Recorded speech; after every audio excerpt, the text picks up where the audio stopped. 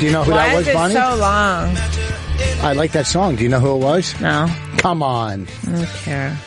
I'll give you a hint. Windy City. Chicago. There you go. You win. You get to, you know what you win?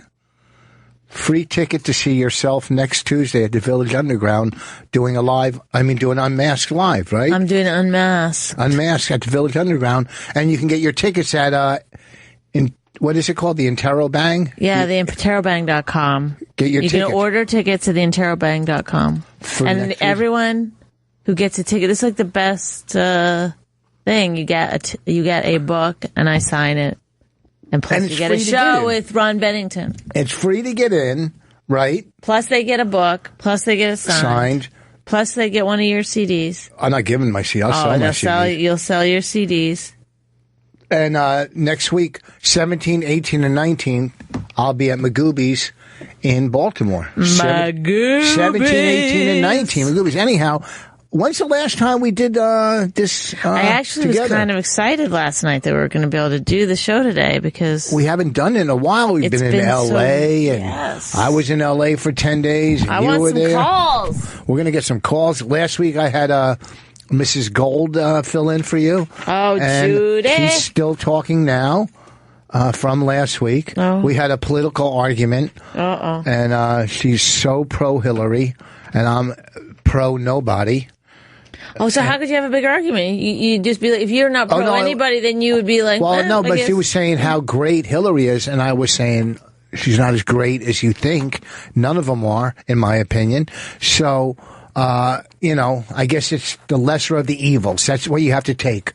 Who do you believe? The lesser of the evils, folks. You've never heard that saying said that way before. Don't act like you have. Well, how is it said? Usually people say the lesser of two evils, but you're saying the lesser of evils. Well, there's more than two. Yeah. There's more than two.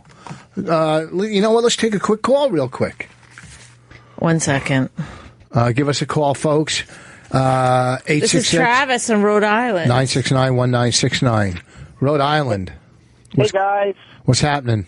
Love the show. Listen all the time. Bonnie, I think you're great. Thanks, man. Rich, you know how this goes. We've talked before, man. Do I really? I swear to God, I'm done with this fucking bullshit. Why don't you just have a conversation about it and chat it through? About what? You don't like the way the callers... What's that?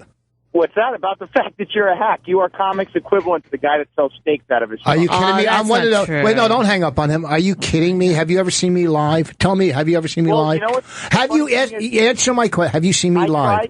I tried to when you came into town not too long ago with Ben. I know Ben from way back. Yes. And I wanted to go to the show, and you got all douchey on the air about it, and I was like, forget it. I'm not even going to bother.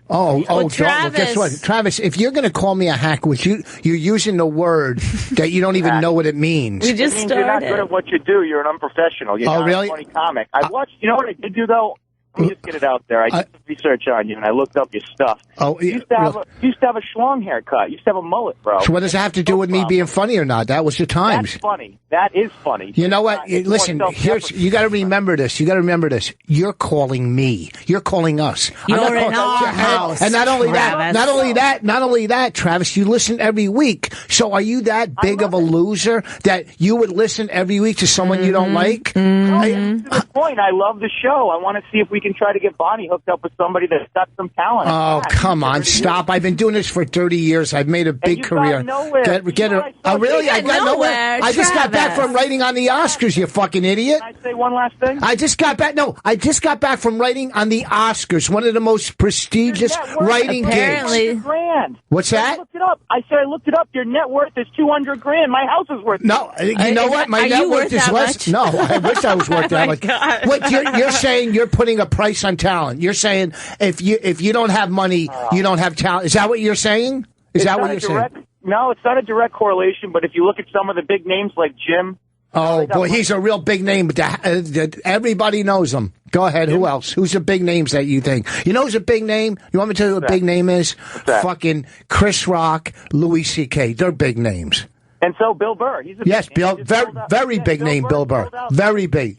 You think he got a good price? But can I just say something, Travis? Why am I arguing with a fucking guy that doesn't know what he's talking about? I know. Well, because why would you though, Rich? Why because he calls in here arrogant to our show, my show. I know, but he doesn't know what he's talking about. He's Travis from Rhode Island. He's I know. Like, who knows what he does? But because the fact of the matter is that Louis C.K., Chris Rock, and Bill Burr would all say that you're a great comic. Well, he doesn't know that. Travis doesn't know that. Well, he does know it because Chris Rock used you as a writer for the Oscars. He wouldn't use a hack to write on the Oscars. Can I get a chance to come see you in Rhode Island or in Connecticut? Yeah, we're going to give you free tickets, Travis. Yeah, Travis, yeah. I don't. What a fucking douchebag. You know what? I gotta. You need to calm down. Here's the problem. Can I just say what it is? What? You act like it's your dad saying you're not. No, but the way he's talking about, sounded so arrogant. Colin, thank God you're here. You made me so excited that you're. Okay, the first calls up and says to Rich, "You're a hack." I'm a hack. And listen, that's one thing as a comic. I am far from a fucking hack. I might be. You won't even let someone stick up for him. He just keeps talking. Go ahead. I'm fucking furious already. I know, but who cares? Because the guy is ill-informed. Okay, can I just say though, if once you get to a certain level, then you get just as much hate as you do love. It doesn't. It's not a bad thing. It means you're going up in the world. Well, yeah. Am I on? Yeah, yes. You're on. Colin. Yes. Have you ever done radio before? Stupid. You got your. Oh, there we go. Oh, sorry. I mean, you're lashing out at everyone, young man. Stop it. The truth is. You probably could write a lot more. You know what I mean? I got five. I'm working on my fifth. Let me finish. I'm working on my fifth CD. I haven't heard those 4 CDs, but I got a feeling they're startlingly similar. Oh, really? Yeah. Just so what? Substitute Pittsburgh for Philly, for Boston for New York. Buffalo. Yeah. First of all. Oh my God, I'm laughing. And so I just realized, I usually pull the mic away when I laugh because it's so annoying. I know. I hate when I listen to the replays. If I listen and I hear my stupid laugh, I hate my laugh. Yeah. And I hate my wife. You're coming down so hard on callers, guests, yourself. What's wrong with that? Take a break. Bonnie, you've been in LA too long. This is what we do. This is our fucking life.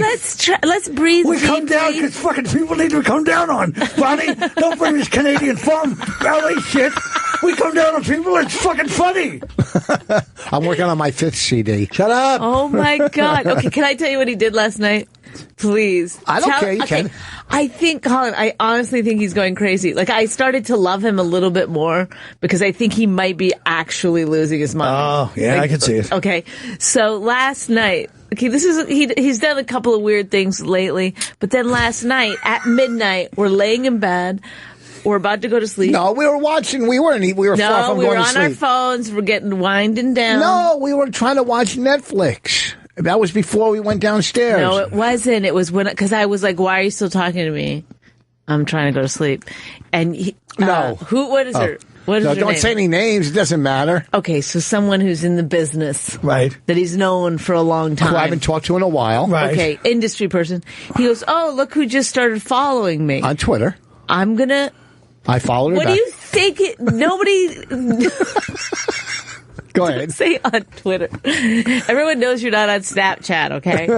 So he goes, oh, look who's following me. He goes, I'm going to private message her to watch our movie. I go, why are you doing that? The movie's 2 years old. You have. He goes, well, I haven't talked to her in a while. I want her to watch our movie. Yeah, you're right. I'm proud. He's private messaging people to watch them. Like he's still. It's your movie. I'm trying to promote you for directing a great movie. Well, why? Somebody who just starts following you at 12:15 at night. It was only 9:15 where they're from.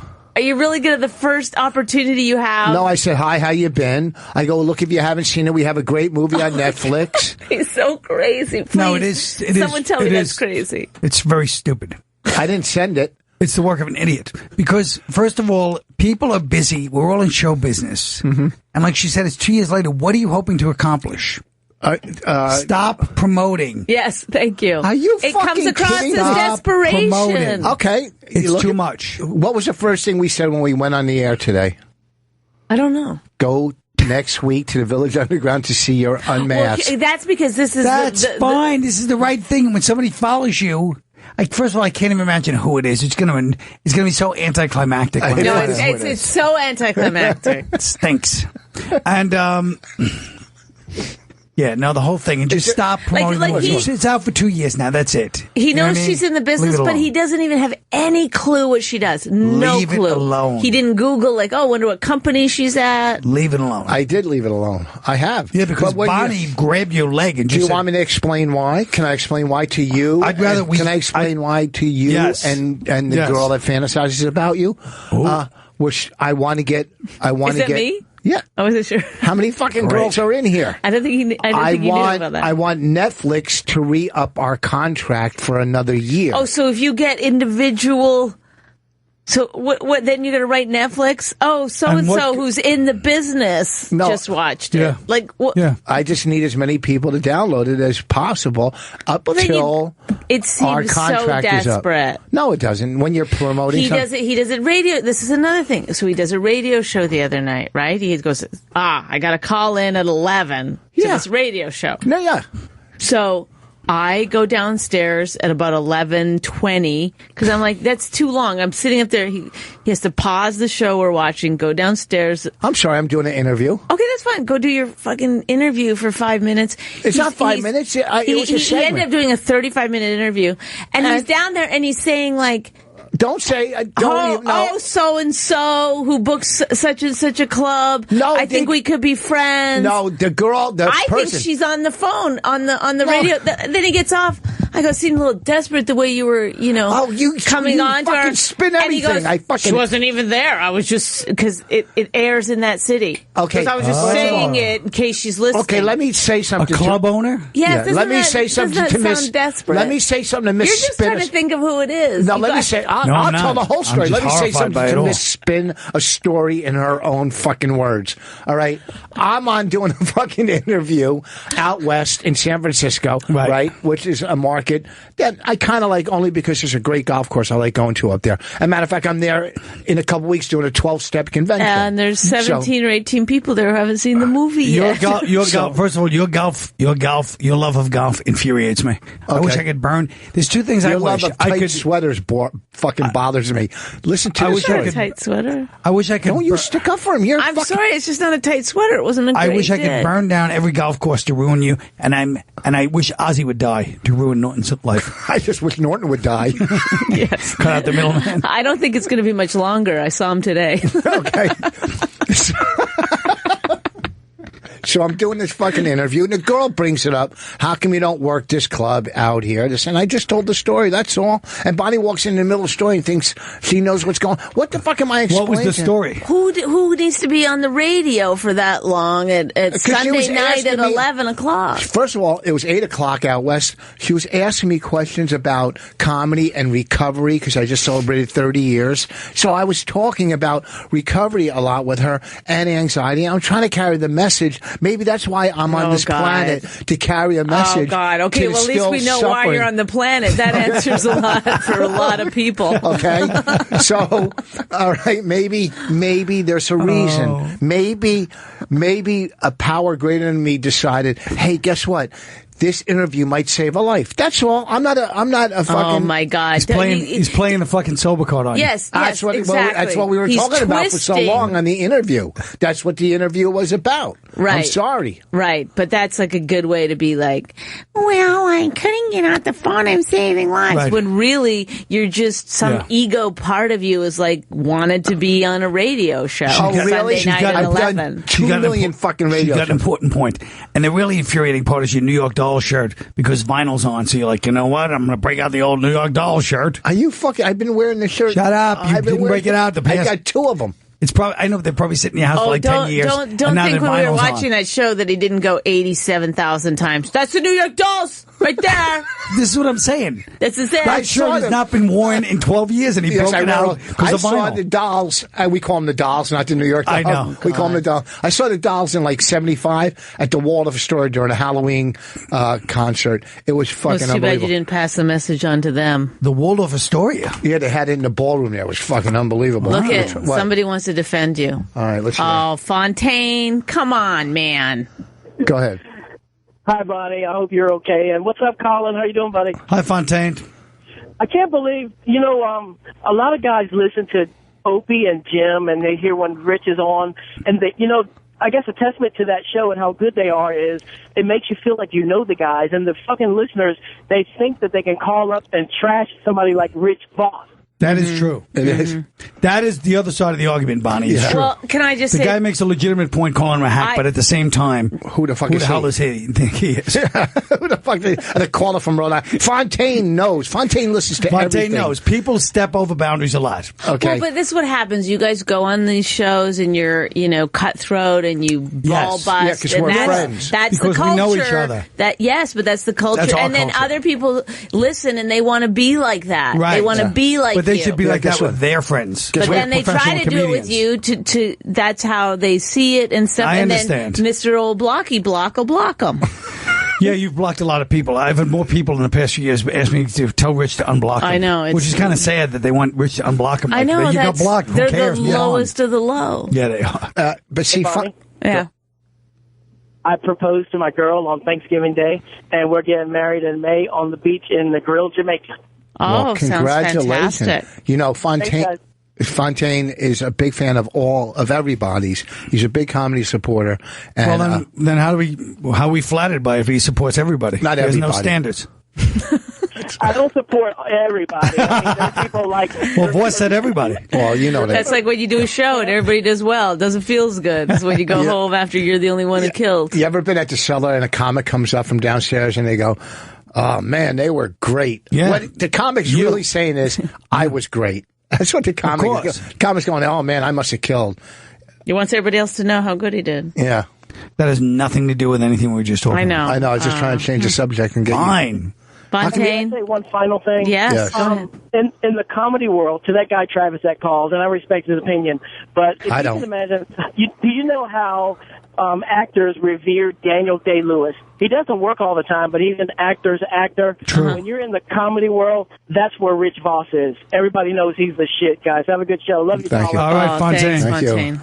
The Daniel Day-Lewis of comedy. I never heard that one. I think it's from My Left Foot. It's going to take a while to process that one. Did he ever play a guy that was paralyzed from the neck up? Okay. Oh, look. Oh, let's team up. Me and hey, guess what, Colin? I'm a writer too. Oh, I know. Why don't you just promote her book? The book's great. Enough with the fucking book already. I hear it every day from her. No, you told me yesterday on Sunday. Well, on Sunday I had a thing in. This is so mean because I just got back from LA, so I'd done the book tour or whatever. So it was like a lot going on. I was sick of myself a bit, talking about myself. And then, but in Sunday, someone tweeted that I was in the, what was it? Star Ledger. The Star Ledger. I was like, had a big page, so I wanted to go get it. And he just goes, "Shut up about your book." Jesus. It's only started. Give her a couple of months. That long? Yes. A book takes a while. So, to read. Yeah. Ask him how far. You didn't read it, huh? I'm on page 110. That's not bad. But, it's your wife's book. Yeah. Ask her if she heard my fourth CD. This is what he says. This is what he always says. I didn't always say. I said it one time the other day. When you go, "You didn't finish the book," I go, "You've never listened to my last CD." I know, but I've listened to all your stand-up. And I've heard every one of those stories. Go ahead. Your turn. Okay, fine. I don't care. Don't. See how they get? That's how. No, I don't want you to. I don't want you. I want to read it, but you can't yell at me. If you wanted me to Look how listen, she's getting mad. He's not. Look, listen. No, you listen to me. Bonnie, listen to me. He's not a reader. I don't want him to read the book. I said he's not a reader. Stop acting like an asshole. I want him to just say, "I'm not going to read the fucking book." I'm reading the book. Don't. But every day he's like, I did another 2 words. Right. It's like it's annoying. Yeah. Why is it Either annoying? read it or don't read it because I'm it doesn't enjoying feel good. I'm enjoying the book. I read. He meant to say savoring. Thank you. I'd have more respect for you if you just were like, "No, I don't fucking feel like I'm not going to read it."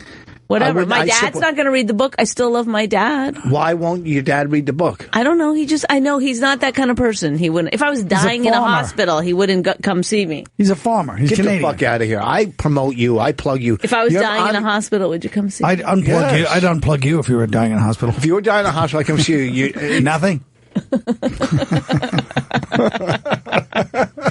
So, I see you have another celeb coming in, Bob. No, he said he might stop by. He might stop by. I hope he comes. I would like it. He's rehearsing. He's a TV star. I know.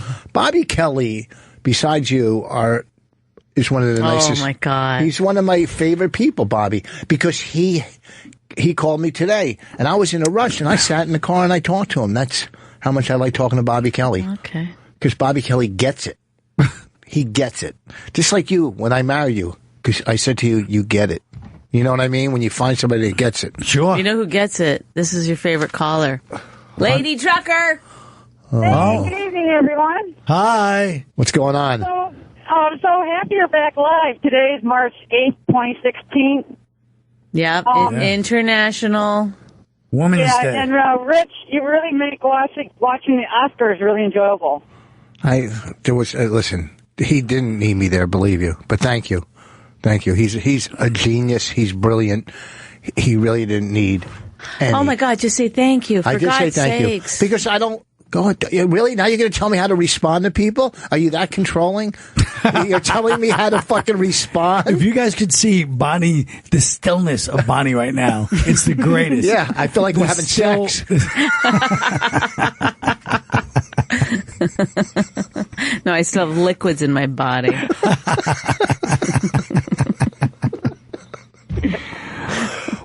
What the fuck? Okay, go ahead, Mrs. Trucker. Lady Trucker. Whatever the fuck.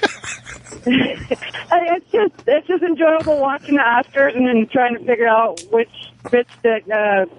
jokes that you wrote and stuff. I wrote all the music. I wrote Lady Gaga's song and Dave Kroll. Why? Oh, this character. He's got an answer for everything. Oh, Lady Trucker. Thanks for calling. How you been? Go ahead, move on. Let's see. Oh, I think she hung up. Okay, can we just do this one thing? Because I don't know what this means. Dale from Michigan. Yes, hi. Hey. Hey, you know Hack. Trust me. I love you. Thank you. But I want to talk to you about your opium use. When you were done with it, did you have problems with anger afterwards? Well, I wasn't addicted to opium. I was addicted to, there's no physical addiction to coke. I was mentally addicted to coke. There's no physical addiction? Not to coke. No, to opiates there are. To, barbiturates, heroin, oxy, whatever it's called.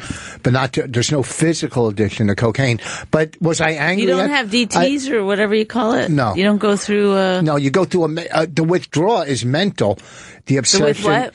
The withdrawal is mental. The obsession and compulsion is what you're dealing with coke and any addiction, but there's no physical addiction to coke. That's true. You see any crackhead and they immediately physically they're fine the next day. It's more of a psychological, just a minor irritation. You don't know what the hell you're talking about. Are you fucking Shut kidding me? up! You don't know. I'm 100% right on that. Get any doctor to call in. Doctor, please, if there's any doctor that's listening. Is there a doctor listening? Do you think cocaine is physically addicting? Yes. You're wrong. Yes, I do. Well, okay, you're wrong. I think everything's physically addictive. No. I think coffee's physically addictive. You tell me cocaine's not? It's not physically addictive. You're starting to waver, though. There's no physical withdrawal from cocaine. First of all, it's withdrawal. In answer to your anger questions, I'm going to have to go with a yes. I would think you're right, yeah. Are you quitting something? I'm 8 months out from quitting fentanyl for 12 years. I was on the strongest dose available. Of what? I was on the strongest dose available of fentanyl, which is it's 100 times stronger than Vicodin. Right. Well, do you go to meetings at all? No, I'm not having problems with that. No, listen to me. Listen to me. Don't cut me off. What I'm telling you is go to meetings for anger. I'm not saying you're going to take the drugs again. I'm saying go to meetings for the anger issue. Did that help you, or do you know if it helps people that you talk to? I would say it helps people, yes, a lot. Yeah, you can't tell what a calm and collected person he is. Don't interrupt me.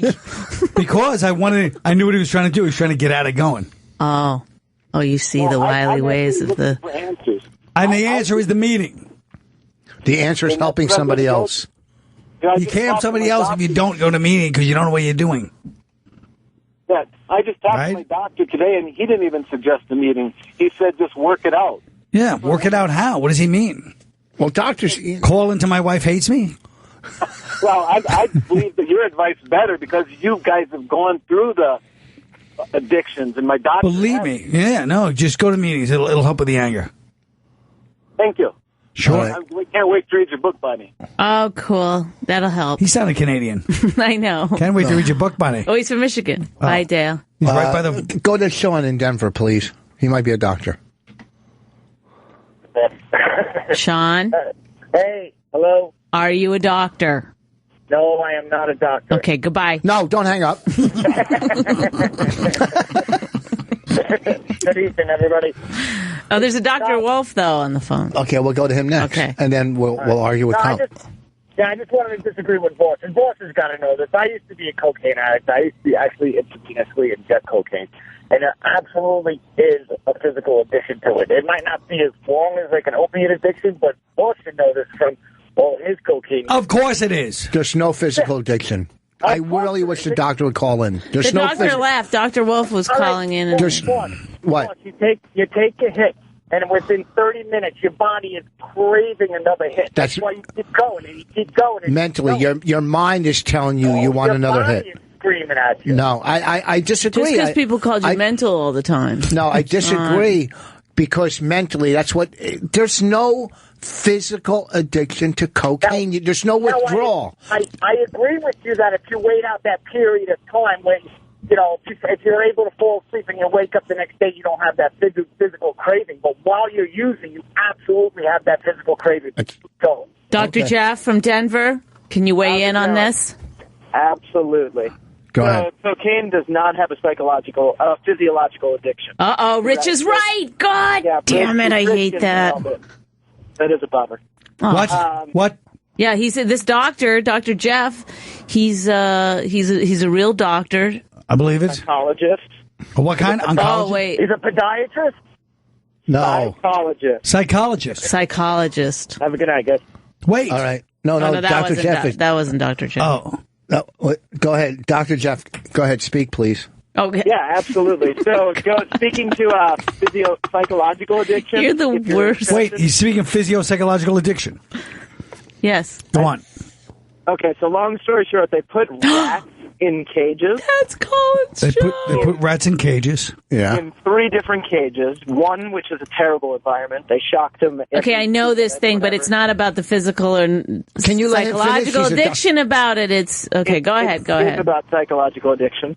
Second cage was in between. Third cage was great. This is about Vietnam. Allowed all the rats to have access to heroin. Oh. And the rats in the bad environment used heroin over and over again, basically till they OD'd. The rats in the average environment did just about the same. And the rats in the preferable environment, where they had mates, they had play wheels and all that jazz, they did the heroin once and never went back to it. Oh. So if you've got a heroin addiction, get yourself a play wheel. That's the answer, for sure. But what does that have to do with the, But what's that got to do with the physical addiction to cocaine? He's saying you can mentally overcome your addictions if you have enough, you know. But what's it have to do with it? If you have hugs and a wonderful family and its environment, it's that way. But what does they that have to came do with back from Vietnam and they didn't use anymore. But what does that have to do with a different way? What it really shows is that drug abuse is a coping mechanism, in my opinion. But wait a minute. What does that have to do with cocaine being physically addictive? Cocaine is not physically addictive. No, but I'm saying, what is that study? Why would you bring up that study? Nothing. Nothing. Because I was talking about psychological addiction, which you were also talking about. So you're saying even heroin's a psychological addiction? And physical. No, he's saying it's psychological. He's saying opiates are psychological too, Rich. No. Hold on. Are you saying that opiates are not a physical addiction? Opiates have psychological and physiological addiction. Yeah. But wait a minute. But this study doesn't. Question, as do benzos, alcohol. I know, but what about pot? But wait. Go ahead. How can this study not have cocaine in it, and yet we're deciding definitively cocaine is not physically addictive? Here's what else, by the way, heroin. He doesn't have a study to go to. I just didn't need to talk more about it. Because You did. It's a fact. But I know, but you can't just blatantly. I mean, we respect your degree, but at the same time, you can't just make it a blanket statement over the phone and have us all go, well, I guess that's the end of that. Well, no, but there's a thing called Google today, so don't make me go to it. I got my phone right here. You can Google it. You're more than welcome. I'm going to Google it right now. Is cocaine physically addictive? And Travis, we're not picking up. He's trying to call back to explain the whole thing. I can see all the fucking callers, the same as you, so stop it. Oh, okay. Why? Because you do it by yourself. If you're going to just either do the phones yourself. I keep forgetting that you're looking at it. I'm don't sorry. tell me where to go or what to do or who to go. Either you do the phones or you don't. I don't get. Either you live in a democracy or get me you don't. some fucking cocaine. Yeah, this is amazing teamwork here. Yeah, they're quite a team. You'd like to have them in therapy, wouldn't you? All right, here we go. Ready? Yeah. Go ahead. Go ahead. All right, here we go. Well, there's a million things, of course. Cocaine dependence. Moderate to severe dysphoria, depression, anxiety, psychological and physical weakness, pain, and compulsive craving. Compulsive. Sounds physical to me. They're How physiological symptoms, but they are not being caused by tolerance. Wait a minute. Heroin versus cocaine versus crack addiction. This is a good one. 22 posts from 2002. This is good. From 2002. These posts are from brilliant people as well. Cocaine and crack aren't physically addictive at all. This is what one person says. I agree coke addiction doesn't compare to opiate addiction, but everyone tends to downplay cocaine withdrawal. It may not be physical technically, but psychological withdrawal. So far you guys are winning. The physical withdrawal lasts for a few days. Look at this idiot. I have no experience with opiate or coke addiction. Shut up. What are you jumping in this? Some idiot jumped in this fucking comment. Do you want me to tell you something? At least I were honest. But you know what? That wasn't what you... Here's the problem. Wait. I walked away from doing coke and crack on an every other day basis. It wasn't very hard. Coke is a bullshit pussy drug. Oh, man. Although right now I'm doing a lot of dope and oxys, and I don't see myself walking away anytime soon. Oh, my God. They're warm and fuzzy and fun. Study I could have talked about. What about pot? Is that physically addictive? Pot is not physically addictive. Interestingly, pot is the one drug that actually has its own receptors in the brain. So all other drugs act on other symptoms. For example, cocaine works on our dopamine receptors. Mm-hmm. Pot has our brain essentially has THC receptors, for lack of better words. So it's actually kind of a unique thing. But in my opinion, there's no such thing as physiological addiction to pot, but absolutely psychological. What about cigarettes? I used to smoke cigarettes. I was very addicted to them. I still could taste them. That was 22 years ago. Yeah, absolutely. Nicotine, tobacco, those have physiological impacts on our bodies. I'm still on nicotine. Physiological. I quit cigarettes, but I've been on nicotine for 10 years. And it's definitely a physical addiction. I'm not disagreeing with you. I don't know if you're hearing that. I'm saying I'm reconfirming your what do you call it? Oh, wait, we have an addiction specialist. Hang on. Jim from Atlanta. Hey, how are you guys doing? Good. Hey, Jim. I don't want to dispute anything that the good doctor said, but the easiest way to measure this is, do you need to be medically monitored when you come off the drug?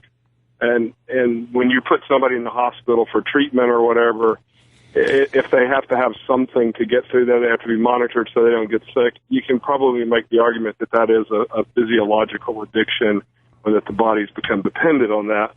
And so it's probably just an easier way to look. And do you have to do that with coke? I'm sorry? And is that coke and crack? Okay. Well, if you have to go in the hospital for treatment for cocaine, you don't have to be medically monitored because it comes out of your stomach. Oh, so you're agreeing with the doctor? So you don't have a withdrawal from it from a physical sense. It's more of right. So you're agreeing. Yeah, we're on the same page. I just thought there might be an easier way to say it without getting it is. That's a great way to put it. Oh, look who's learning. So, Jim, can I ask you a question since you're an addiction specialist? Do you do drugs? 22 years of not doing that. Oh, is that all addiction specialists are sober? No. Some of them that I teach to do this work, actually, I make them go to meetings so they can figure out the right way to do it. Well, back in the old days, they used to be like, they'd let, like in Phoenix House and stuff, they're like, get off heroin and just drink and smoke pot. You could do blow. Okay. Oh, yeah. This is a great question. So if somebody was a heroin addict, they go to treatment for heroin, then can they drink? Can they do other drugs? No. The deal with heroin is that it requires what's called replacement therapy. You have to put a drug in place of the heroin because the body doesn't ever get over that being a part of it. So, ever? Well, it's why people that are addicted to heroin end up on methadone. Yeah, but eventually, whoa. I know people that got clean off of heroin and, in the beginning maybe went on methadone, but they're completely clean from... Well, I think that's amazing when that happens, Rich, because... it's a very lethal thing to come off of. That's but you got medical monitoring has to be there. You're right, but you could wean yourself off it as an addiction specialist. You know that you don't have to be on a drug for the rest of your life. I would hope that would be the case. I do know that as I've learned more about this over the years, that there's a lot of different ways to go about it. There's some people do better with complete cold turkey, complete abstinence. There's other people that really do some replacement thing. I don't know that you should ever pick up again because it's too risky. If you want, that's my opinion, but that's well, of course. But I do know people that somehow or another get back to the place where they can have a social drink. I'm not that guy, but some people. But let me ask you this: what about meth? Meth is physically addictive.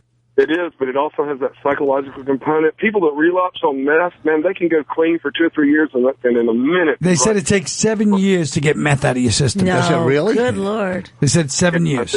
I'm not sure we fully understand how all that is. But how come when back in the day when we used to snort crank, which is meth only, it was crank. It was crystal meth. Right, crystal meth. And it wasn't as addictive as these people that are smoking it now. Yeah, you're right. We'd some days we'd snort, it was like the poor man's Coke. Right. I remember. And it burned your nose. Yeah, I remember. You remember, where did this come from that all of a sudden people, you ever go to Vancouver? Never. Jesus Christ. Yes. Yeah. Just an area there where just all meth addicts hang out and they look, I've never seen somebody so beaten down. Really? The recovery, look in your wife's eyes right now. The rate for folks like that is tough. Probably 5% of meth addicts ever get over it and live. You guys you talk about meetings enough to know that a lot of people don't get it. And whether it's social or whether it's not, it's all a pretty lethal way to live your life. I didn't think there was anything more powerful than freebase or crack. I didn't think there was. And freebase was powerful because it would make you broke pretty fast too. Well, yeah, of course. But there's crack people that have enough. It's economically available too. What is? Well, crack, and it doesn't cost a lot to be addicted to that. Money-wise, that becomes the issue. Well, can I ask a question, Jim? Please. Yeah, how long does it take for someone to be doing like a crack or crank or whatever for... It's got to affect the brain in some way, even if they get sober, right? Yeah, I think so. I think your brain can kind of heal itself and get somewhere better than that. But do you think she's asking this question innocently, Jim, or do you think she has a certain person in her life in mind? Holes in his brain, as I suspect. Yes. Yeah, I can't help you. I'm sorry. And just to chime in, any prolonged use of substances, in my opinion, can start to deteriorate the frontal cortex, which is our decision making. Oh my God! So there you go. Worse and worse moving forward. And then he's just, how do I know if he's got problems going into old age? I don't know if it's... I'm already in old age. I don't know if he's, getting Alzheimer's or it's just the same old dumb rich. I can't tell. No, it's not Alzheimer's. It's just he's getting into the quirky phase of life. I'm there myself. That's a third factor. How come? You seem like you're bored? Are you upset that you came in tonight? You seem like... Yeah, you don't seem like... You guys, thanks a lot for calling. I'm on fire tonight. You're funny, but you're just sitting there like you just don't like my posture. I don't like the way you're sitting like you're doing us a fucking favor. No, we're trying to relaunch your career, okay? But you don't like my elbow here. This is what I think. You came in, we had some giggles and went to the phones, and we didn't ask you about you. No, not at all. And I think that I'm loving it. I just felt like, honestly, when Rich started talking about the how horrible and deteriorating meth addicts look, I felt like it was like 1994, and I was like, yeah, we all know meth addicts look horrible. No, they don't. A lot of people don't. They do. Meth is the biggest plague in society for 25 years. No. Let's move to something topical.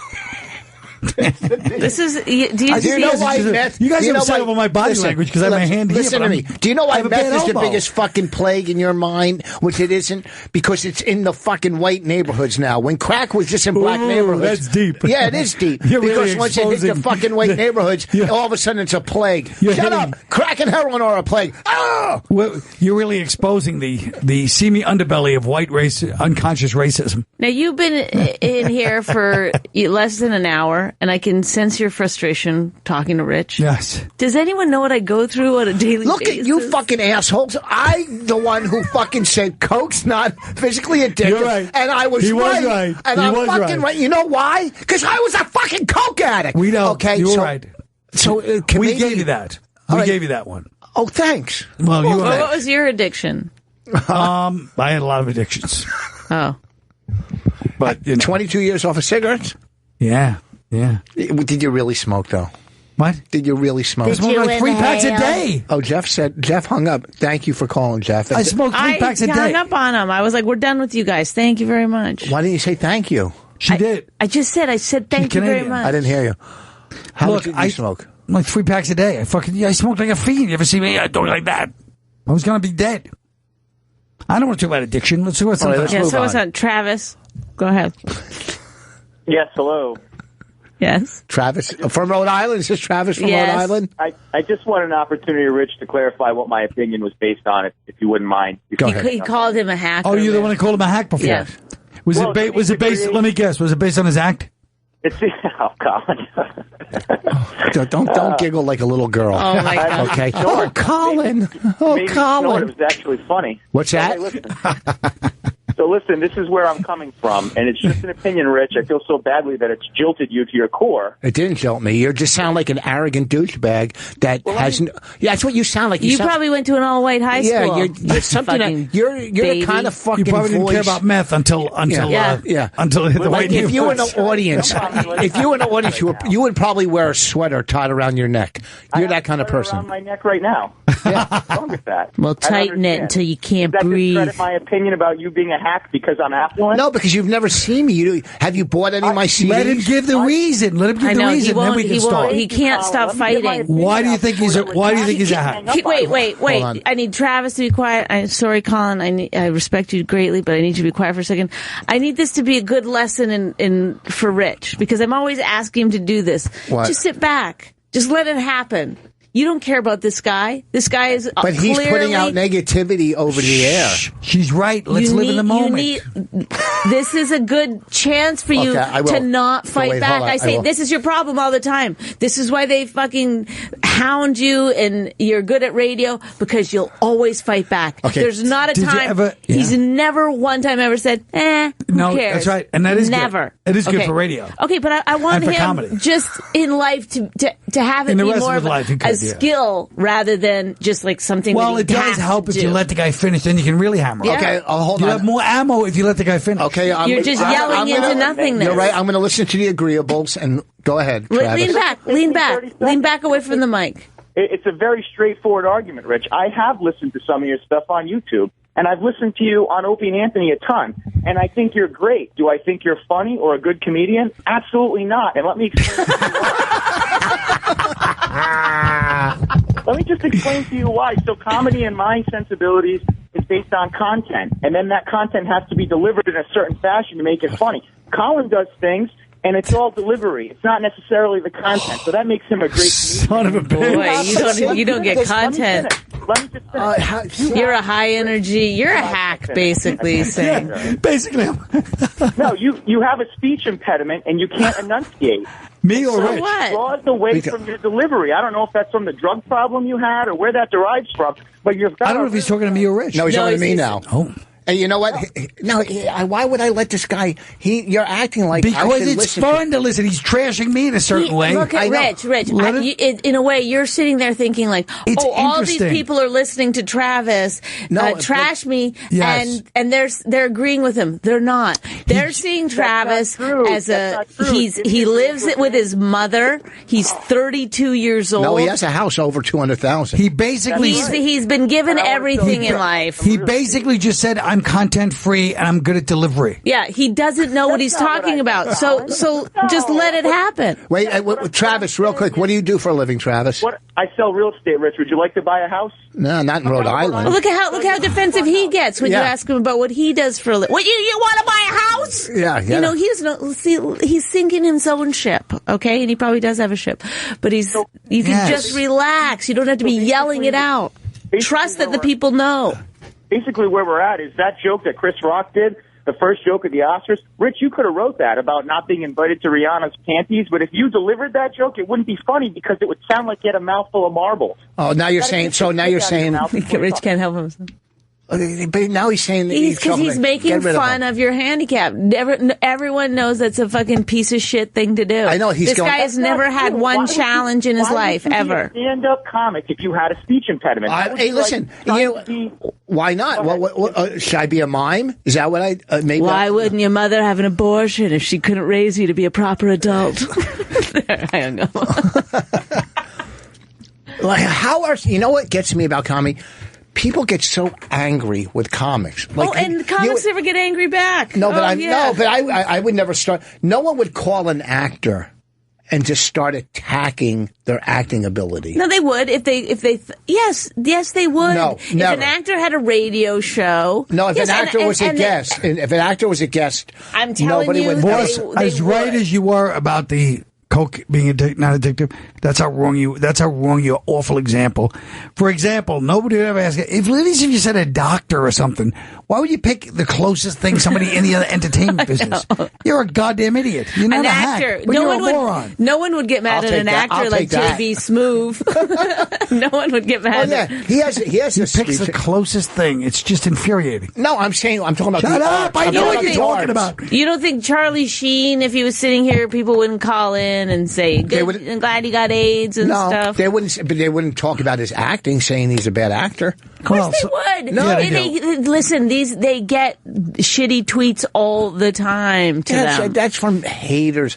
Here's the deal. Well, what was Travis to you then? That's from haters, He was a Bonnie. lover? He was your boyfriend, was he? No.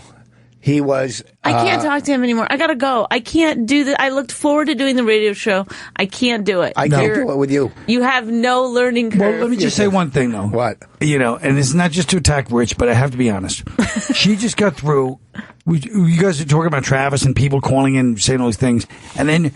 Instead of admitting, you know what, she has a point, you go, no, but that's from haters. Like, there's a different category. She's saying, yes, haters like Travis.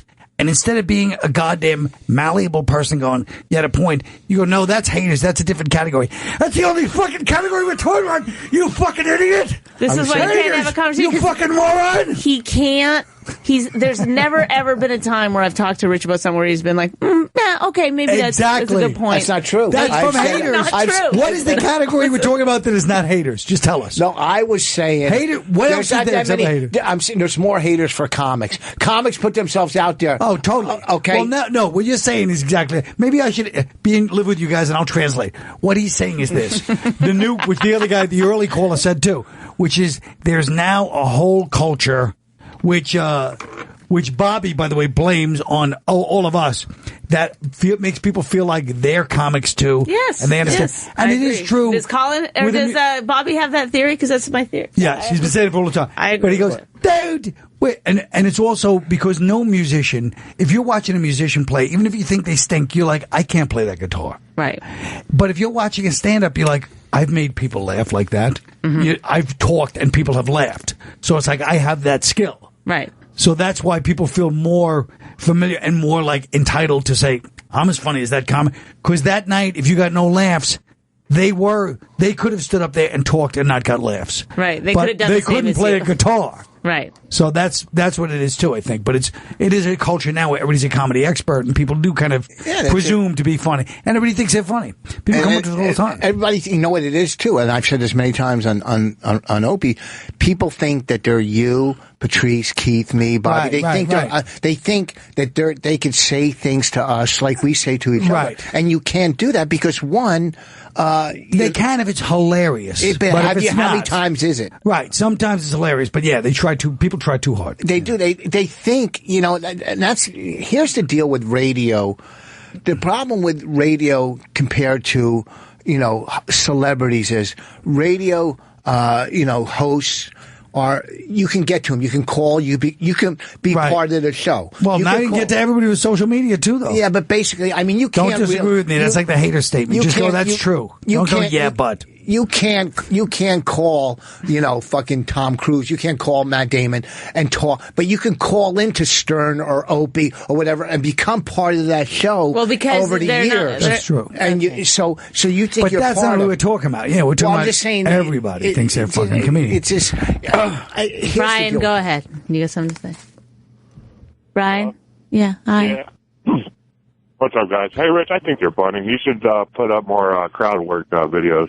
Thank you. You're welcome. I just want to thank Colin for making this show great again. The arguing is fantastic. Thank you. Is this Brian from Twitter? Yeah. No. Oh, my God. Who was sick? Yes. How are you feeling? I'm good now. I just got a nasty scar. No belly button. You not drunk yet? What's wrong? No, I'm on my second. Oh, okay. Well, you have no belly button?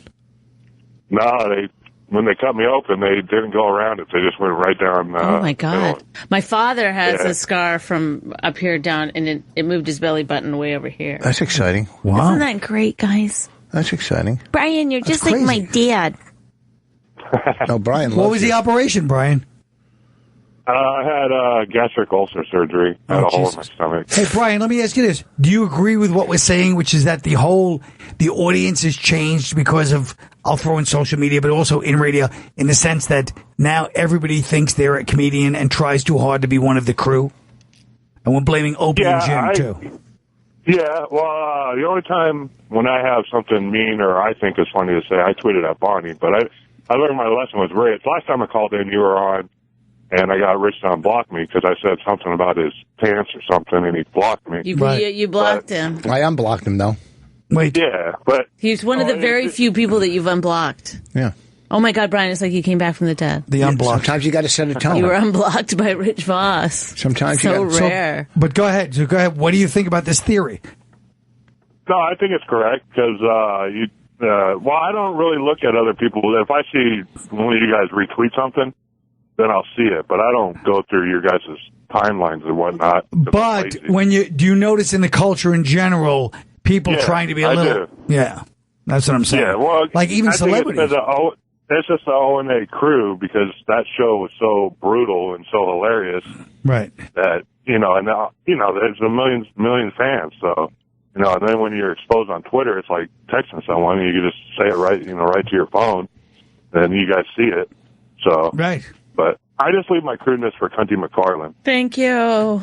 Yeah. You're welcome. All right. Yeah, I'm glad you feel better. All right, thanks, dude. You guys have a good one. All right, bye. See how nice I can be? Yeah. Okay, I think actually that there's like two movements happening at the same time. One is people are getting like really, mean and horrible. But then on the other side is people are being, when I was in LA and doing all these podcasts and stuff, so I'm not going to mention the reason I was doing them. And, why? If you say anything, I felt like I was walking on eggshells a lot. Like you'd be very careful. Like you don't want to bring up any subject matter that they'd be like, ooh, hey. Well, that's the whole fucking industry now. I mean, that's ridiculous. It's gotten so, maybe that's another reason psychologically why people are so brutal with each other because it's, it's the pendulum substitute for what's going on. Well, that's you have to walk on eggshells. That's really in LA. In New York, we're all podcasts. No, New York is changing too because you've got like this alt scene and the younger comics. They're not into that. They think it's really old fashioned.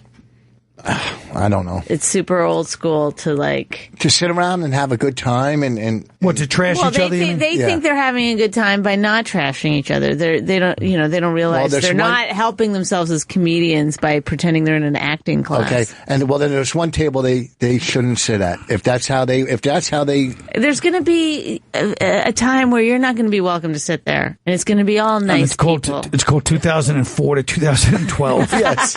Now look,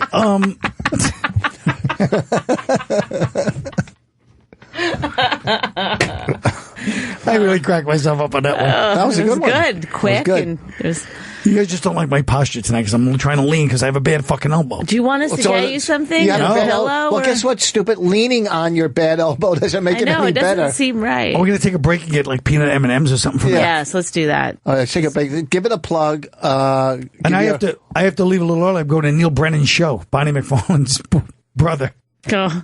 I one time tweeted him that like we still look exactly the same, and he had no idea what I was talking about. What show does he have? He has some show, 3 mics down at the Bleecker Street. You know, John Legend produced it. Oh, the 3 mics. I've heard about this. Into one mic, he does one-liners. Into another mic, okay, it might be good, but it sounds horrendous. Okay, right, but into I bet one it's good. mic, I'm sure you have to say that. I said the other part too, didn't I? Is he on one mic? Is he Jeff Martyr on the other mic? No, on one mic, he goes, I think it goes like this. On one mic, somebody actually told me it was really good. Only me and Vos are old enough to know that Jeff Marty used to do 2 I don't mics. know what it is. And he does the one-liners, then he does emotional stuff on one mic that's not funny. Right. And then not necessarily. And then funny. on the third mic he does stand-up. So it'll like go to like lights out. But and isn't then he it? switches But wait, mics. let me say in this defense. Isn't it fun to? Can we mix things up a little bit and see if it works once in a while? We are sure, you in can an go art ahead and form. Let's try, fucking try but- some shit. Yes. Who made him do it? Provenza? Well, Nice. no.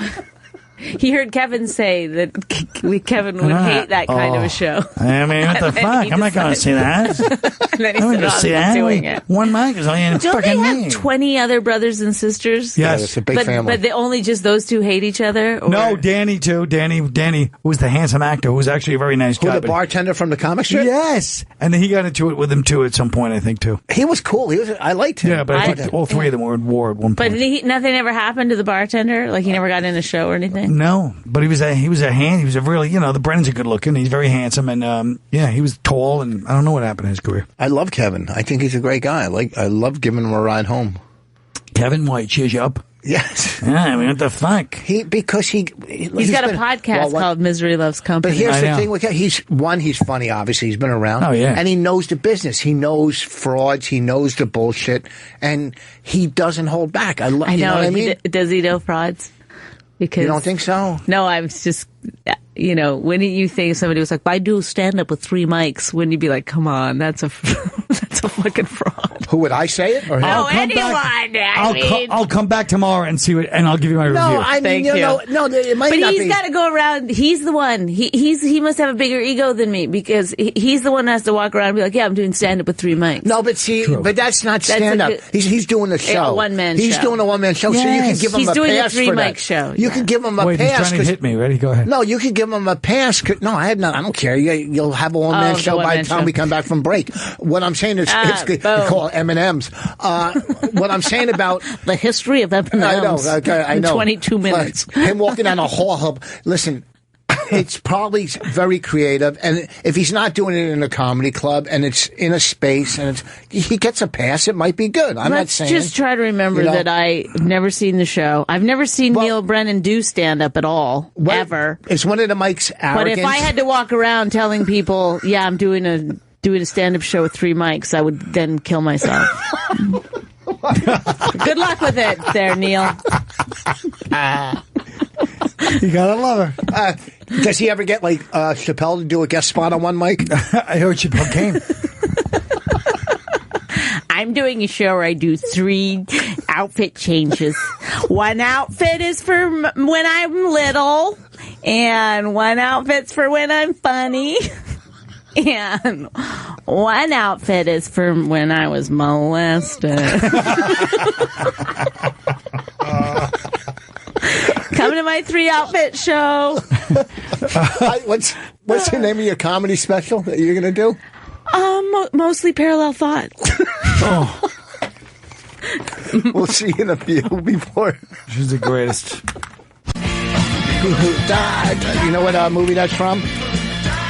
No, Rich, I don't. I was born in 1990. Of course I know. What I knew movie? fucking Jim Carrey before you did. Shut up. All right. Shut up. What movie's it from? Basketball Diaries. You fucking know everything. That's why I like having you on. You know everything. You are our first guest, and you're our first guest with us coming back. I know, Bonnie. We're gone for a while, huh? Yeah. Oh, what do you mean? Oh, like I was gone. Yeah. I think you meant just in the break. I was like, we were all together. No, I meant, he said I'm the first guest on your way back. Oh, because we didn't do a lot together because he was out in L.A. doing the Oscars, then I had to go out to L.A. to do something else. And then... I know, I didn't say why. Oh, yes. What time next is Tuesday we won't be here. There'll be a rerun. Oh no, we will. Oh yeah, yeah. So we're taping early next Tuesday. Call us between 4 and 6 next Tuesday. Between 4 and 6 next Tuesday. Because then I have to go to the Village Underground, where you should also go.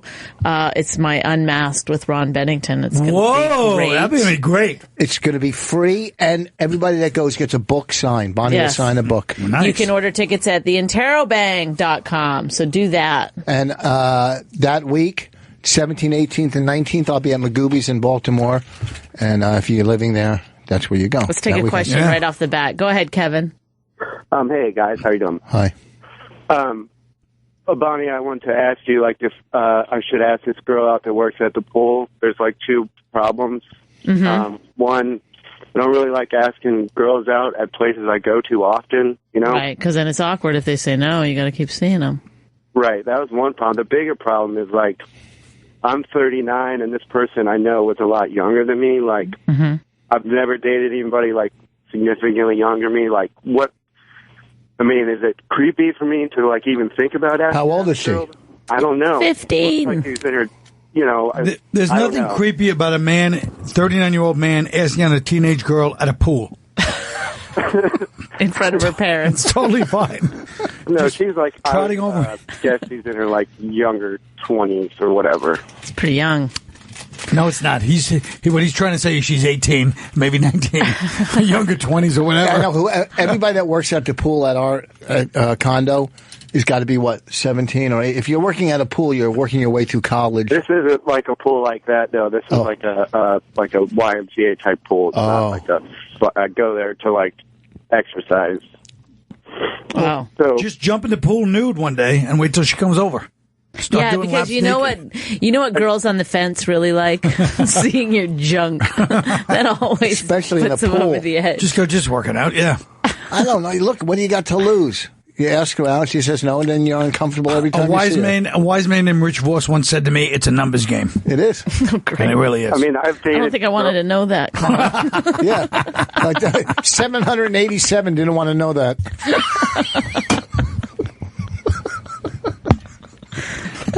You know the story, but there was a Kevin asked her out. I gotta tell the story. I'm sorry.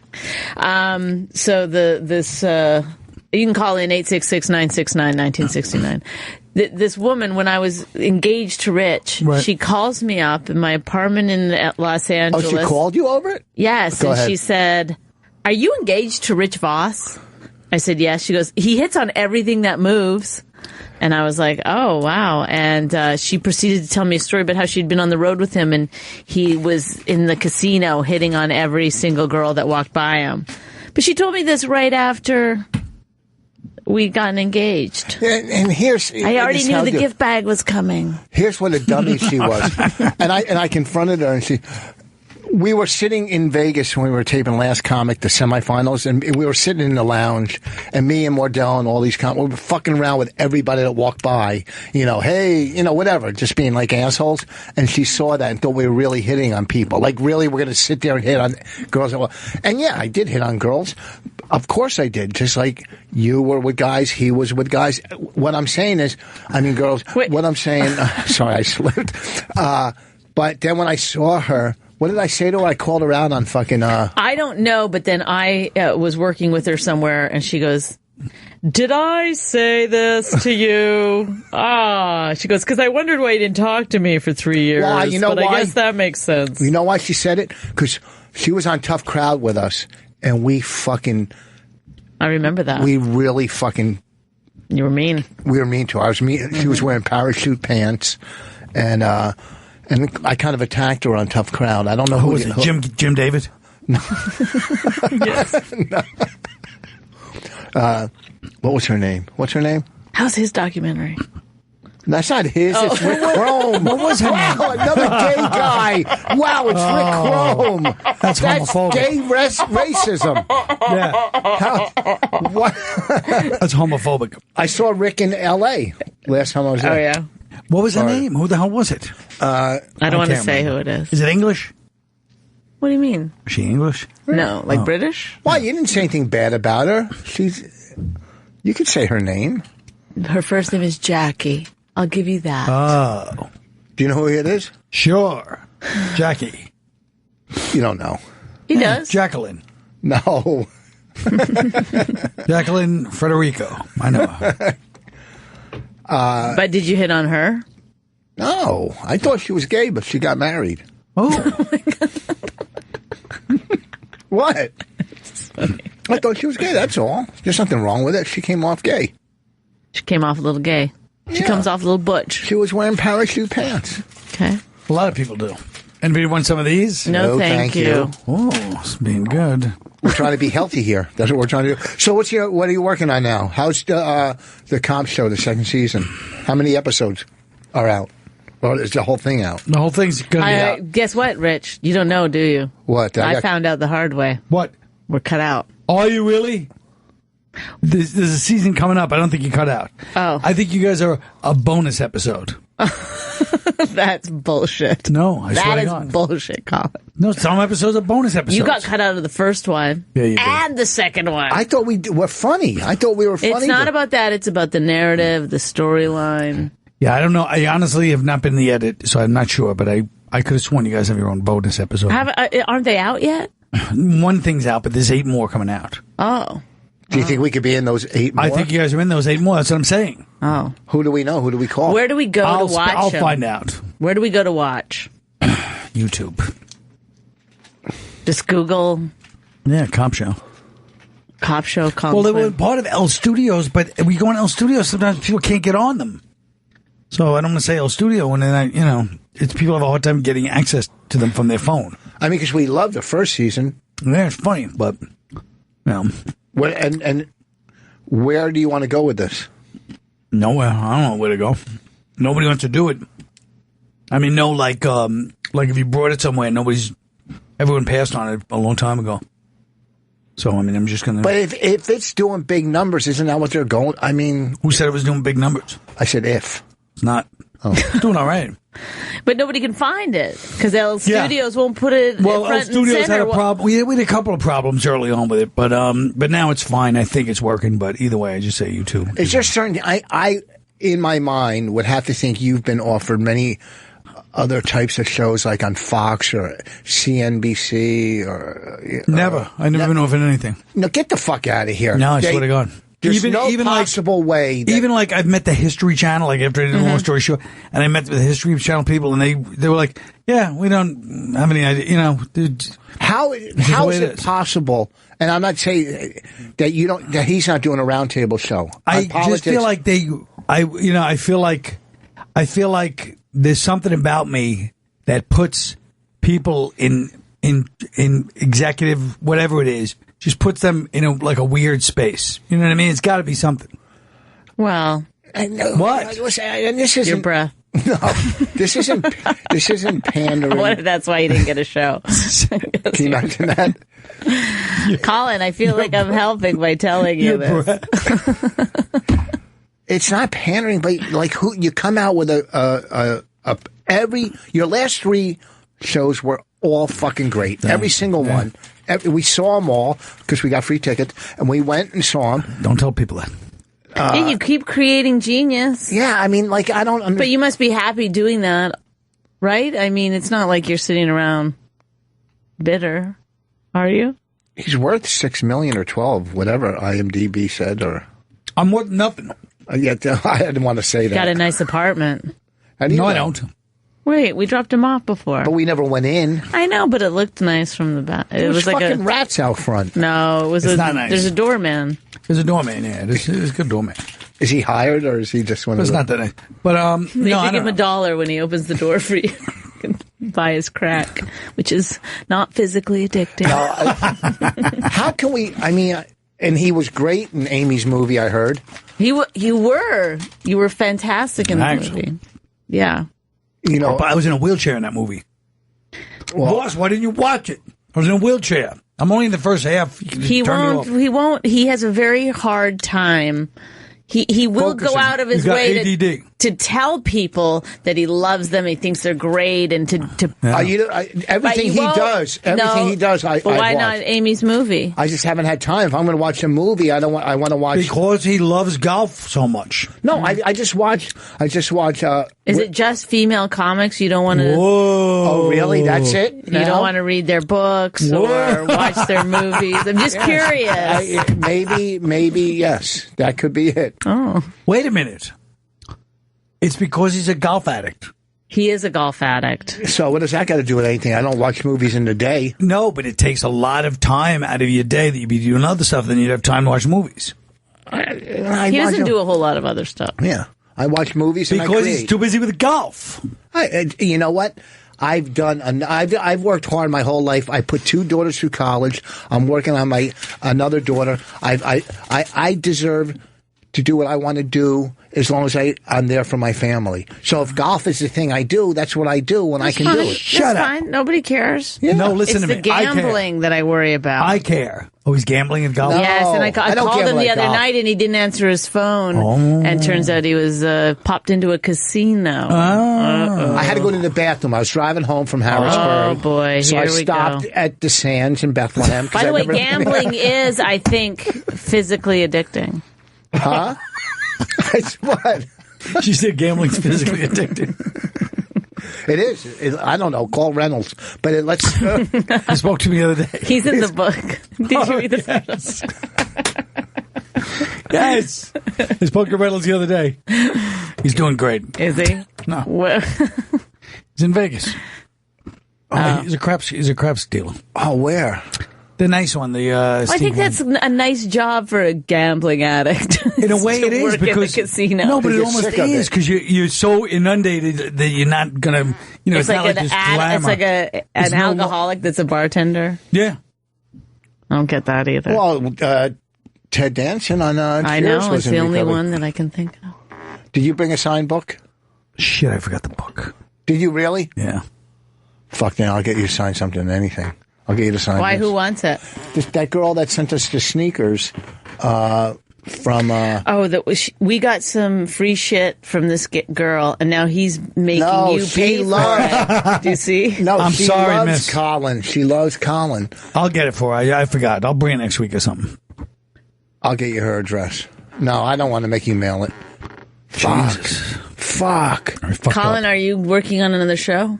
Yeah. Another one? What are you writing? I'm trying to do another one. I mean, Who's I'm just making trying... that noise? Oh, sorry, it's mine. It's Rich. He's squeaking. It's my back. Sorry. I like when she says sorry, don't you? Does it still give you a little charm that she says sorry? Something about it, right? Like, you still hear the Canadian? Yes. Oh. Yes. She's looking kind of cute tonight from the face hot. up. It's not hot. She's cute.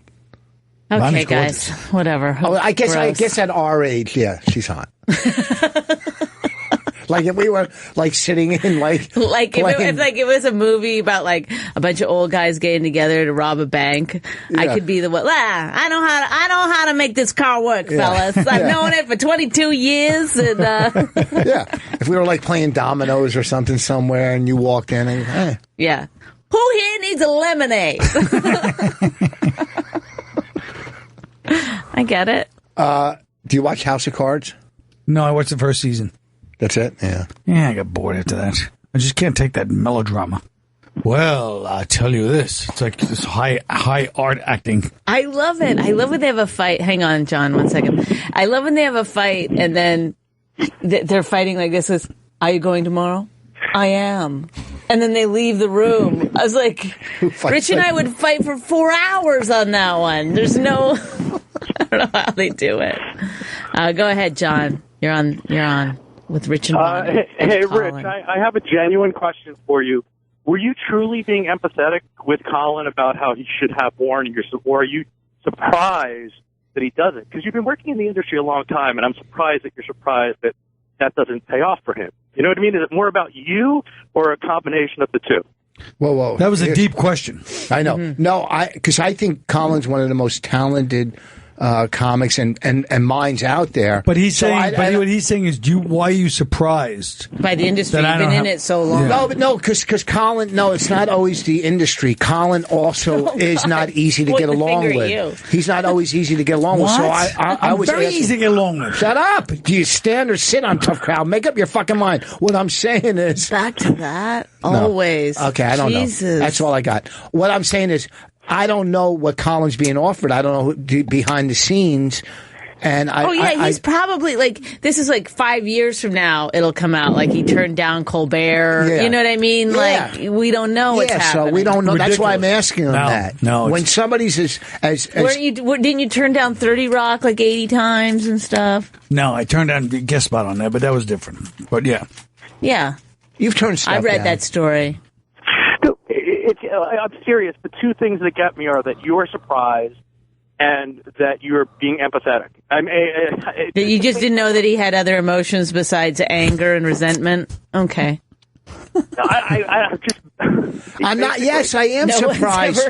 I am surprised that after seeing his last 3 one-man shows, that he does not have a show. Yes, I am surprised because there's 10 million. And I'm surprised Bonnie and I don't have one, or Bonnie doesn't have one, or I don't have one, or Norton doesn't have one. Yes, I am surprised. I didn't tell him yet. So it is, but it's a bigger surprise that Colin is not doing something on TV. You know, like on Fox or CNN. Yeah. So yeah, it is. What about CBS? You're not surprised that he's not on CBS, just Fox and CNN. Or, one of those fucking, late, whatever, you know what I'm saying. So, like, are you trying to come at me, or? Oh, my God. No, he is. He's not coming at you. You're paranoid. You're getting, all he's doing is a little good-natured ribbing. That was not I don't even think it's ribbing. I honestly think he's like, hey, are you actually surprised by the way the business works after being in it for 30 years? No one's allowed to say, I'm not ribbing. You're not allowed to say ribbing. He's not allowed to say ribbing. Go ahead, John. You forced us into it. I agree with the three of you that you're all in agreement about callers giving you a hard time about the comedy thing, and it's ridiculous. Other than like an open mic or news house, these people don't get it. They don't get it at all. However, Rich, you're so defensive. I'm basing this on radio only. Okay, I am you're defensive. Not being funny. No. And I don't understand why that is. Yeah. Like, why am I defensive? Because if somebody... Why aren't you being funny? Why aren't you using your God-given gifts in order to retaliate? Wait, I want to hear what Vos has to say to this question. All right. Why are you defensive? Because it's like when you're at a show and say you're like killing, and then one person that hates you goes, you stink, and gets up. That's who you focus on. You know it as a comic. So no one ever said. First of all, if that caller called and said, in my opinion, John, I got to hang up on you. Well, now listen, John. Keep listening. I get it. Listen, I get it. No, because you're breathing too heavily. Keep in mind, if that caller said, in my opinion, I don't think you're funny, then that's different. But when someone calls up and goes, you're not funny, and they're speaking for the masses, right. That's what pisses me off. Okay, if his opinion is I'm not funny. Why angry with this guy? I'm not angry with him. You said he was coming at you. I asked if he was. I said, are you? Is that are you? Because a lot of O&A callers try to trick into sneaky. That is true. And I've dealt with it for 13 fucking years, so I got to be on guard. Shut up, you act like we haven't been on O&A fucking 100 times either. We get trashed too, you know. But you know what I'm saying? I'm saying, but you see how they come in on the side door. You know that. Sure. So I was just asking him. I didn't accuse him. Even Norton and Opie. Yeah. They come in the side door. Nothing? So do you see why I get mad at a caller? If they go, in my opinion, I don't think you're funny, I go, okay, then go listen to fucking what he's trying to say, he's lying right now. He's trying to say that if you had come in and said, hey, in my opinion, if that Travis had gone, my opinion as one person is you're not funny, he would have been like, hey, that's cool, go listen to somebody else. There's no way. You would have fucking viciously attacked him anyway, which is fine.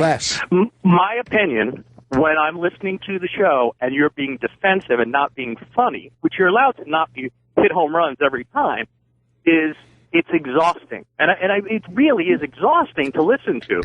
And I don't mean that. That's my opinion. Did Bonnie pay you to use that word? Thank you, Dad. It is exhausting. What he's sir, you don't mean exhausting. You mean draining. Don't you think, hey, John, do you think it's exhausting for me for 12 years? When you, well, then when don't you're be on the radio. No, don't be on the stop. fucking radio Shut if the you fuck can't up. handle it. No, I'm saying on this Twitter. This is what you get. This is what you deal with. No, every now and then it's great to get a good caller. Not the first call of the day when we're back. But John's not talking about that caller specifically. He's saying in general, when I listen to the show, you tend to be... I'm very defensive, yes. And you are. I do this trick with you sometimes where I won't answer you. I won't answer him. I'll just look at him with a blank face until he loses his mind. Because he goes through all the arguments that he thinks that I'm saying. Right. Now, Vos, what basically he's saying is we all know you're a brilliantly funny guy. I mean, Vos is a fucking hilarious. The fastest, quickest thing. Funny. Yes. Fastest gun in the West. Brilliantly funny. Thank you. Nobody counterpunch. He's the master. But what he's saying, which is probably true, I'm not around you enough to really notice, is when you're being defensive, you're humorless. And it's draining John, Bonnie, and everyone around you. Okay. So stop it or get therapy. Okay. Because it's annoying everybody. Thank you. Yes. All right. By the way, Colin is the Vos whisperer. Someone got through. Thank you, John, for your call. Oh God, I need you to come over to the house every once in a while. Every 3 weeks, give him a That's all it is. That's all it is. What do you?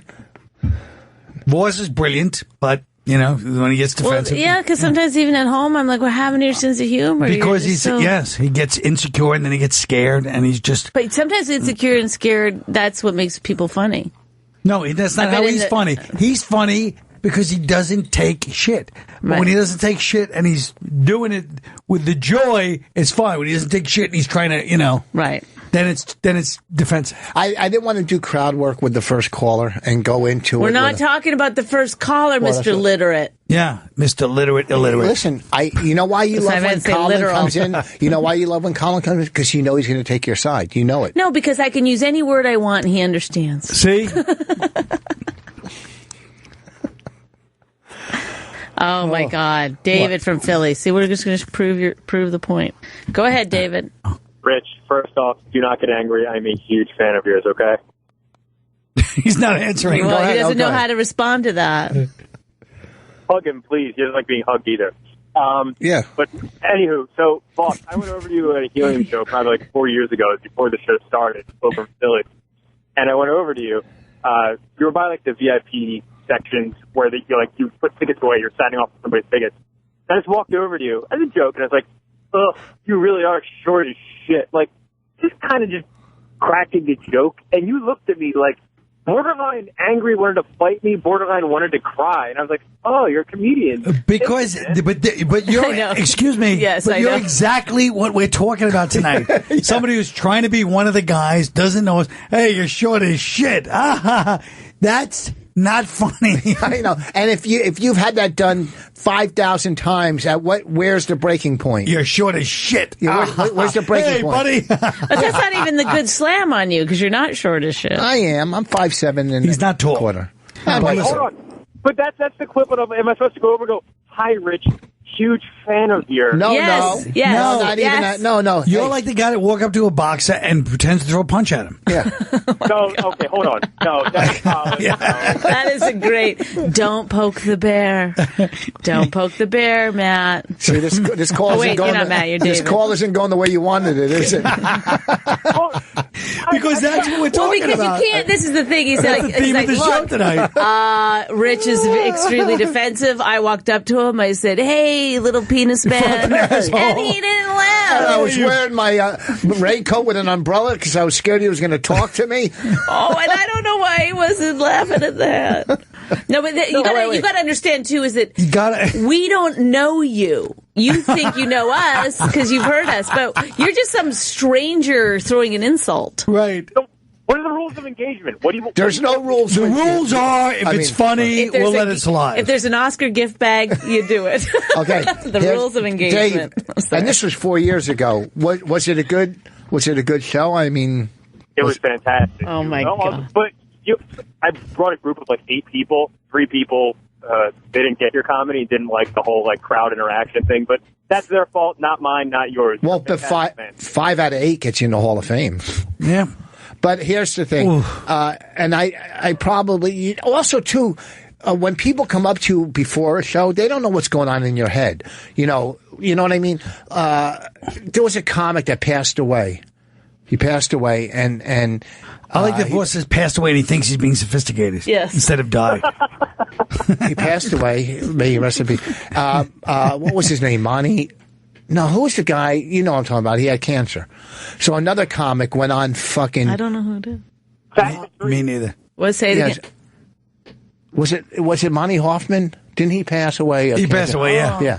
So then another comic went on Facebook. No, Monty Hoffman didn't pass away. He dropped dead. No, he died. He had doesn't cancer. pass away. Yeah, he dropped dead. I don't know if I knew that he died. Yes, remember the guy from L.A., then he moved to New York? That was his name, right? No. Monty Hoffman had cancer in his face. Yeah, he passed away, yeah. Aww. He's 3 years ago. He's the one that Reynolds wore. Told him one day he wore a shirt with his crimes on the T-shirt and goes, "If you come near me," when they lived together, "I'm going to break your fucking jaw, just to let you know." Why? Because Monty was a little bit of a, Well, here's the story. You don't know. Anyhow, he passed away. Mike was a good guy in that one. Go ahead. He passed away. He died. He dropped dead. However you want to put it. And that same day, some comic goes on Facebook and goes, when I first met him, he was an asshole and he was mean to me. And that's why I'm so nice to all these comics when I meet new comics.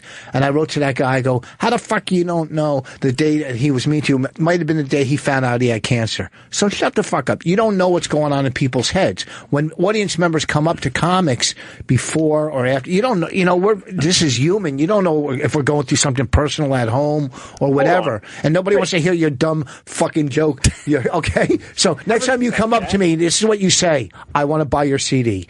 Then we'll talk. All right? Fuckface. Hold on. Real quick. That's not fair, though, Rich. That's not fair. There's people that work in customer service. No matter what happens behind the scenes, you got to put on that smiley face and greet the customer. Okay, if you see me behind the counter at Bloomingdale's, then call me short, stupid. All right? I'm not in customer service, you fucking idiot. I'm not bringing you drinks to your table or fucking chicken wings. All right? I'm up there trying to get validation from complete strangers because I didn't get it as a kid. All right? Maybe I'm dealing with my own fucked up issues, and you got to come up to me and give me another issue to deal with. I'm not in customer service, okay? I'm not fucking pandering Norton. I don't give a fuck. Bonnie needs therapy. Jesus Christ. I'm on his side on this one, David. I'm sorry. Okay. No, what we're saying is that if it's funny, it's funny. First of all, the Monty story was one of the worst examples. It got kind of off the subject. Just enough. I didn't know why. He's like, you don't know what people are going through. Shut up. I know. Shut up. That wasn't what it was about. You changed the whole argument. No, I did. Into something shit. Yeah, and you made yourself the hero. I texted the guy. That's and what I said, don't you understand what, you don't know what Monty was going through that day he met you. Shut up. That's what I wanted Monty to was do. a fucking rapo. All right? He was a rapist. No, he wasn't. Listen to me. Yeah, he was? Monty raped me the first time that I saw him. Well, you don't know what he was going through. You don't know. What do you mean? He was a rapist? Well, I don't know, but he was some sex You crimes. can't just say somebody was a rapist. It was some shit like that. I don't know. He's dead. It doesn't matter. I mean, that was the theme of the second half. That's why I played that song. Well, that's why Reynolds got somehow got a hold of his record and made up a T-shirt and wore it around the house that they lived in the same. Hey, this guy's... That's funny. This guy wants to talk about Bobby Kelly. Go ahead, Matt. Go ahead, Matt. Hey, Bonnie. Hey, I haven't had a chance to catch you guys stand up yet, but I saw Bob Kelly a couple weeks ago at Mohegan Sun, and it was probably the funniest hour I've ever seen. And you can't... He's great. Really, you can't get a good feeling for one mic. You see someone a little bit on Opie or a little clips here and there. So to say someone's not funny based on a little sample size just isn't fair. And YouTube is the worst too because it could be something from 15 years ago. And let me say one other thing. Vos is hilarious on fucking Opie and Jim. Every time I see him, he fucking kills.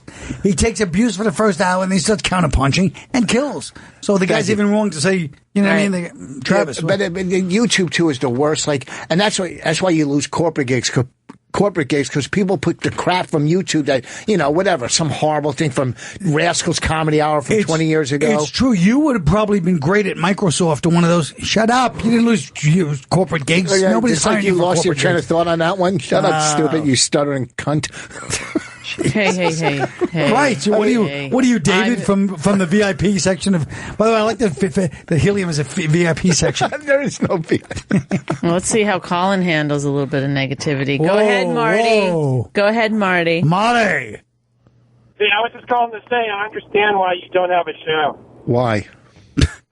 I just understand. Me? No, not you, Rich. Oh, I thought it was going to be against Colin. Why don't I have? Not against Colin. I think should have a show. Thanks, Marty.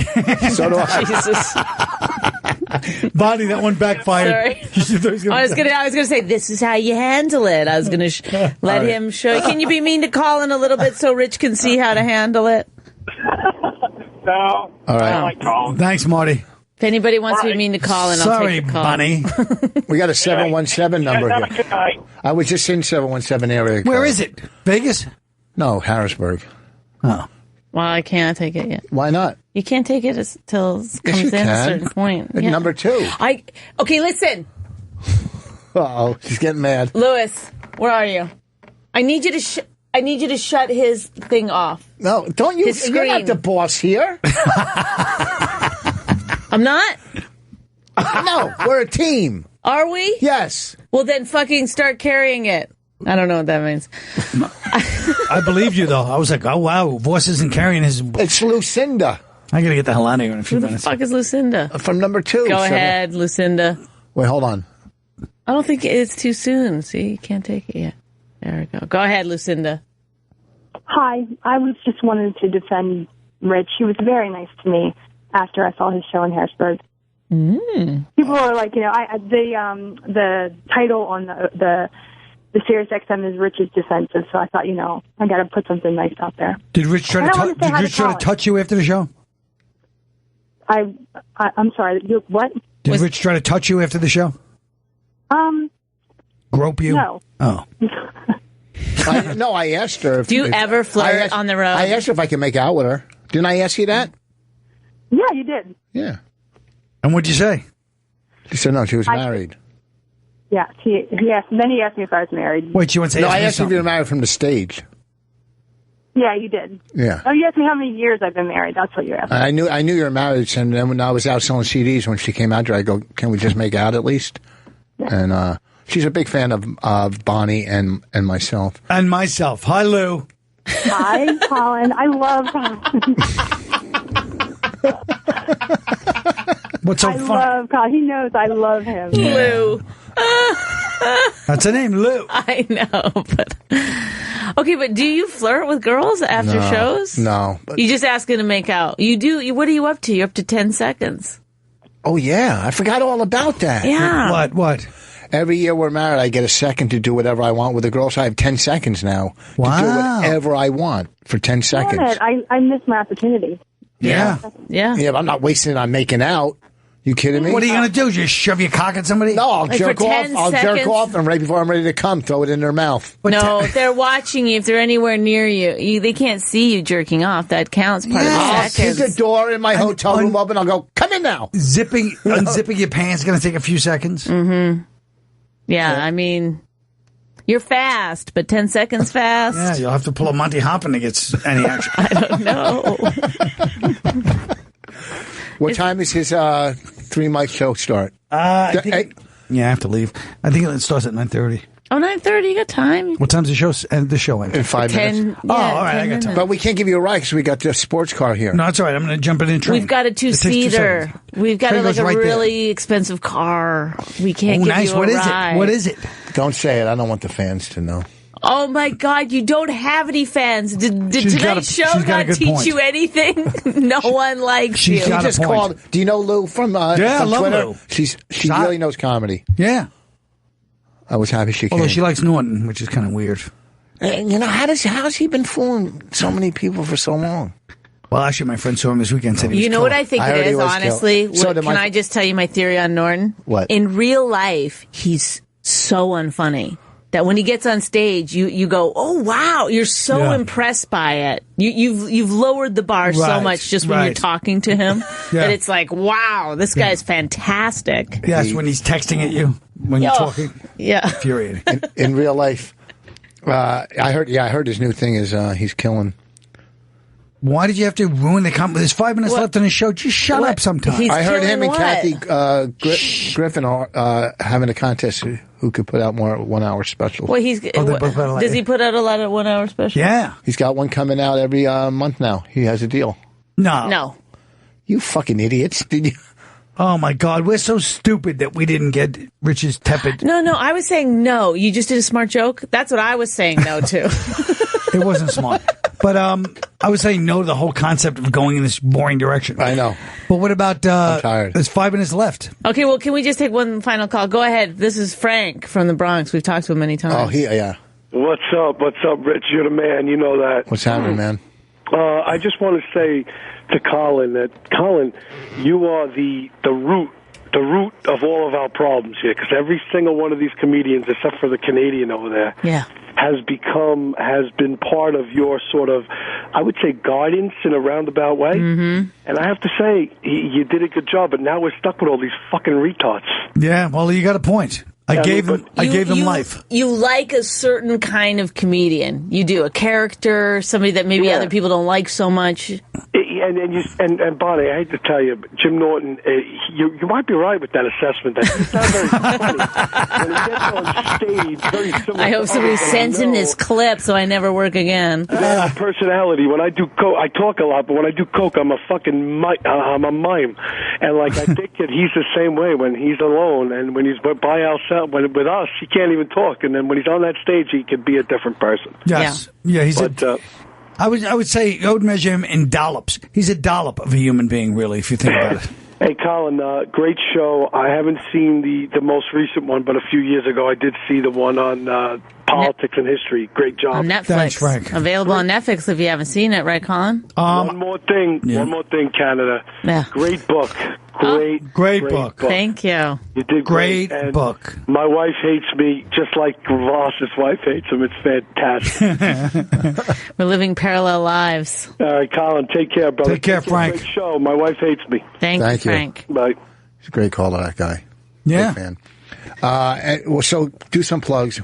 Okay, you can get my book at Amazon.com or go to your indie bookstore. That's cool to support your indie bookstores. I'm also going to be next Tuesday on Unmasked with Ron Bennington.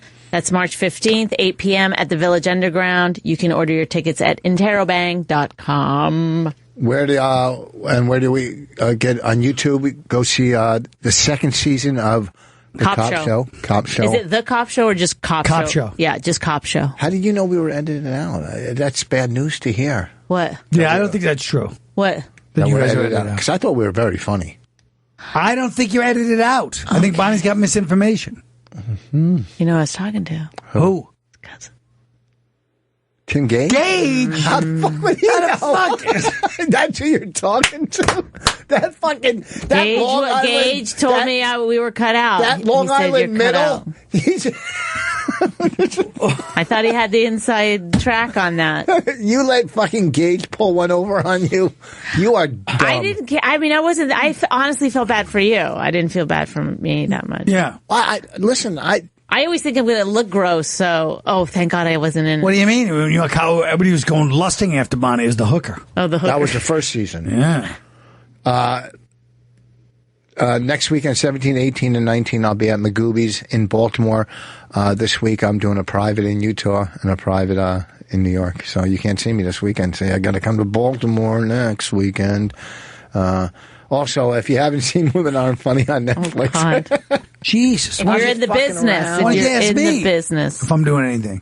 That's what I said. What do you got? I'm doing Governors Saturday. Oh, that's a good club. Which that's one? Fun. Governors, the Governor's. You're doing it this Saturday? Yeah. Both shows? Yeah. Oh, well, that's exciting. But who's doing the rest of the weekend? I don't understand. You can just go in and do one Saturday. I don't know how it works. Okay.